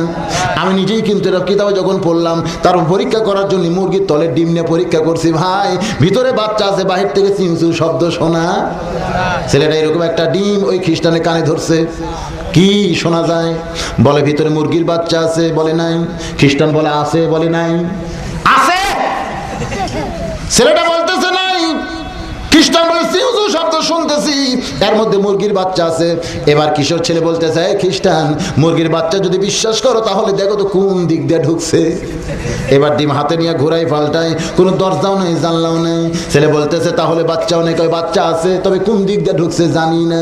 এবার ছেলেটা চিল্লায় বলে খ্রিস্টান রে, একটা মুরগির ডিমের মধ্যে বাচ্চা ঢুকতে কোনো দরজা জানলা লাগে না। আল্লাহ আর নবী আল্লাহর বাড়ি যাবে, কাফের বেঈমান দরজা খুঁজতে পারে, কিন্তু মুসলমান কোনোদিন দরজা খোঁজে না। কাফের বেঈমানেরা, খ্রিস্টানেরা প্রশ্ন করেছো আল্লাহর ঢপটা কেমন, আল্লাহ কোন দিক হয়ে বসে থাকে? ভাইজান, কোরআনের মধ্যে আল্লাহ বলেছেন আল্লাহু নূরুস সামাওয়াতি ওয়াল আরদ। সেই যুগে কারেন্টের বাতি ছিল না, এরকম একটা মোমবাতি আলো জ্বলায়। ছেলে বলতে চাই খ্রিস্টানরা বলো তো আলো কোন দিকে? সমস্ত খ্রিস্টান চিল্লায় বলে আলোর কোনো দিক নাই, আলো সর্বদিক। এবার ছেলেটা বলতেছে আমার আল্লাহর কোনো দিক নাই, আল্লাহ সর্বদিক। আল্লাহ দেখতে কেমন? আল্লাহু নূরুস সামাওয়াতি ওয়াল আরদ। এই 6টি প্রশ্নের উত্তর হয়ে গেল। এবার হযরত আলী টোপলা নিয়ে হোসেনের দিকে আসবে না দরজা খুলবে? আপনাদের জানার দরকার আছে না নাই? বাজান রে, আল্লাহর কোরআন বড় না সন্তান বড়? আরো জোরে বলেন কি বড়?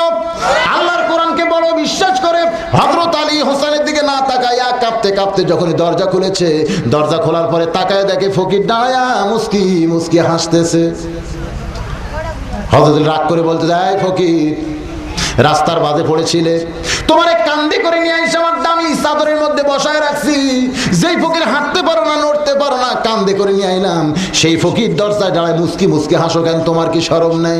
ফকির বলতেছে, ওয়ালাইকুমুস সালাম। ফকির কি বলতেছে? সালাম দিছে কখন আর উত্তর দেয় কখন? হযরত আলী যখন ফকিরের সালাম দিছে, ফকির তখন রাগ করেছে, সালামের উত্তর দেয় নাই। আবার হযরত আলী ফকিরের দরজায় দাঁড়ানো দেখে যখন রাগ করেছে, ফকির তখন সালামের উত্তর দেয়। জোরে বলেন, এর মধ্যে রহস্য আছে না নাই? হযরত আলী চমকে গেলেন, তুমি কি ফকির গো? তুমি কোন ফকির গো? ফকির বলে, আলী রে, আমি দুনিয়ার কোন ফকির না, আমি হইলাম আল্লাহর রহমতের ফেরেশতা। তুমি এমন একজন মহান ব্যক্তি, তোমার দুইটা সন্তান জান্নাতি যুবকদের সর্দার হবে।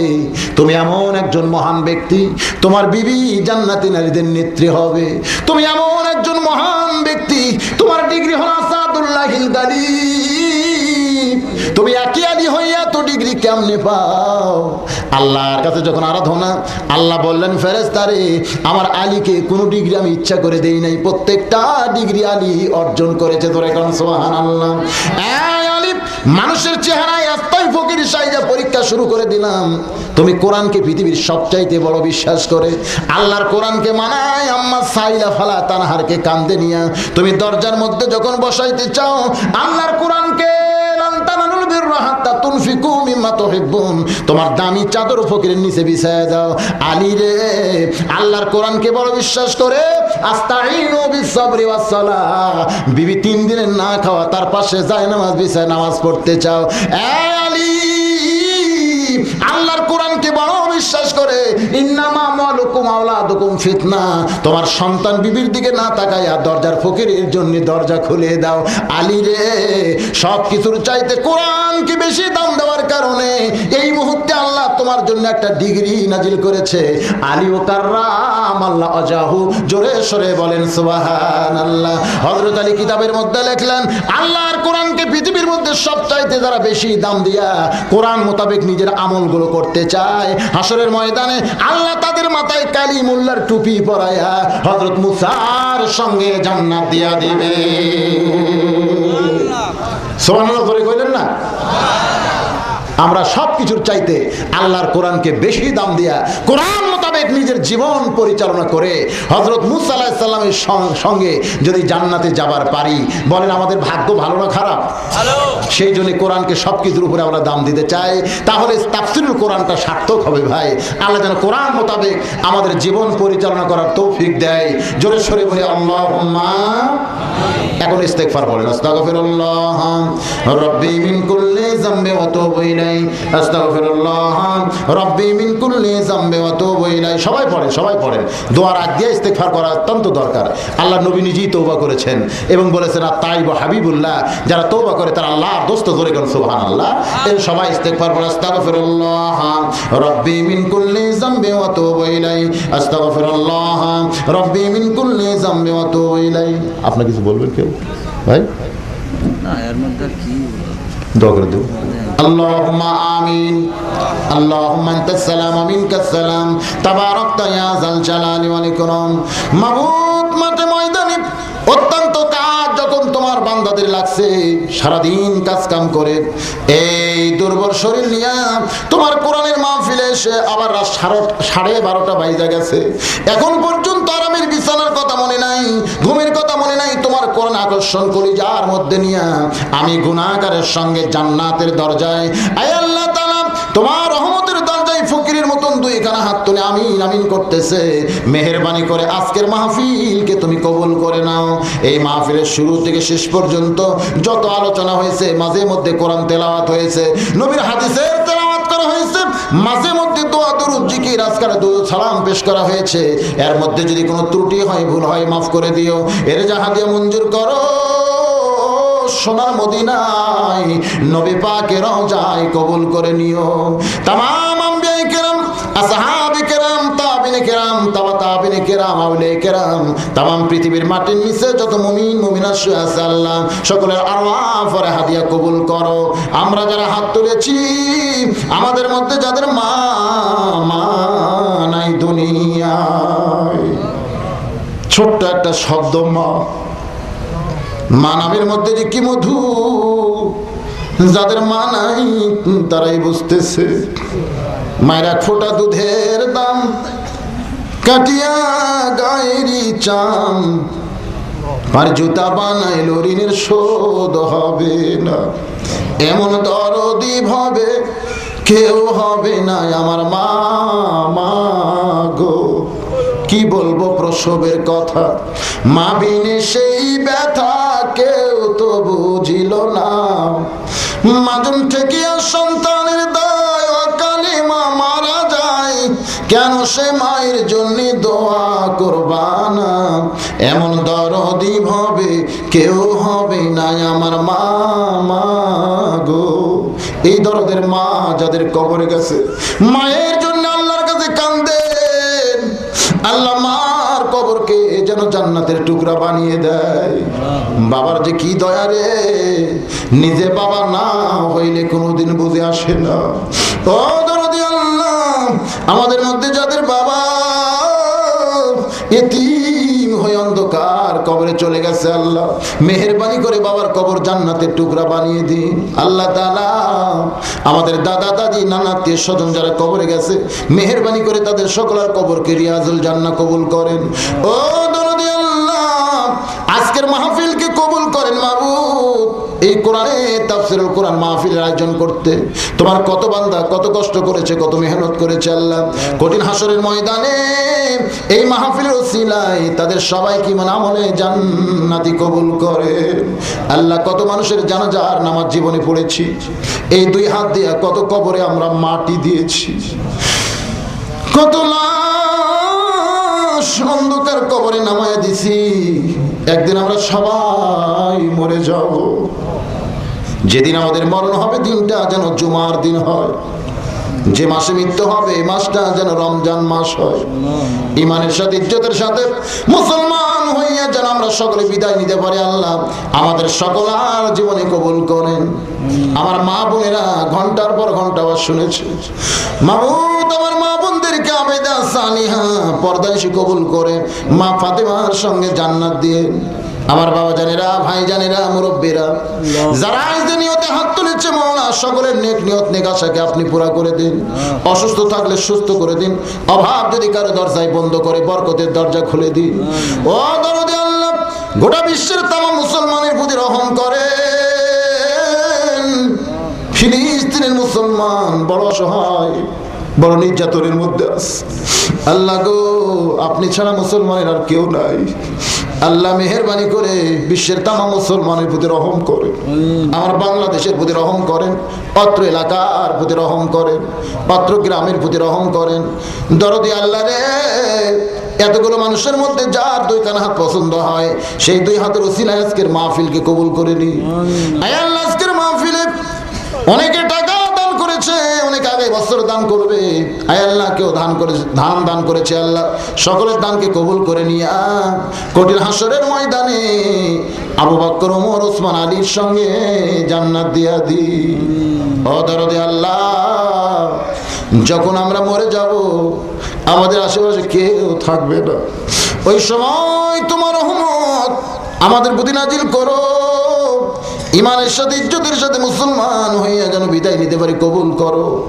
সুবহান রাব্বিকা রাব্বিল ইজ্জাতি আম্মা ইয়াসিফুন ওয়া সালামুন আলাল মুরসালিন আলহামদুলিল্লাহি রাব্বিল আলামিন। ওয়াল আখিরাতি কালিমাতুন ইনদাল মাউতি লা ইলাহা ইল্লাল্লাহু মুহাম্মাদুর রাসূলুল্লাহ সাল্লাল্লাহু আলাইহি ওয়াসাল্লাম বিরহমাতিকা ইয়া আরহামার রাহিমিন।